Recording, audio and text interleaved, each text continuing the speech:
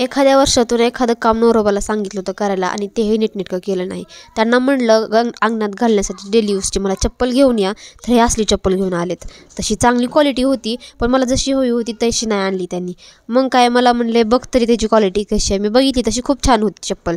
मग घातली आणि चपलीचं उद्घाटन करायला गेले देवांशला हुडकायला शोधायला बाहेर, कारण संध्याकाळच्या 7 वाजल्या तरी पोरगं फिरतच होतं. मग दुकानवाल्या काकाकडे गेले देवांशच्या शोधायला कुठं आहे आलाय का म्हणून, तर ते म्हटले नाही आला. म्हणून आमचं घर सोडून 4 घरं पुढे गेले, तेव्हा कुठं लेकरांसोबत देवांश खेळत होता तिथं. संध्याकाळ झाली तरी पोराला घरी यायचं भान नाही. मग येता येता परत आजीच्या घरी गेला. तो तर फिरतच होता आणि मलाही फिरवत होता.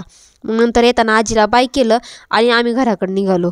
घरी आलो तरीसुद्धा देवांशचं काय शांत गुपगुणानं कुठं बसतोय तो. करेक्ट दिवाळी चालू व्हायच्या 1 महिना आधीपासून त्याची दिवाळी चालू झालेली आणि 1 महिना आता पूर्ण झालेला आहे दिवाळी होऊन, तरीसुद्धा तो अजून दिवाळीचे फटाके वाजवायची त्याची हौस संपलेली नाही. कारण याच वर्षी त्याला सगळ्या या गोष्टी कळायला लागलेल्या आहेत आणि त्याला ह्यातून आनंद भेटतोय आणि डेंजर झाला तो आता घाबरतच नाही बरं का कशाला.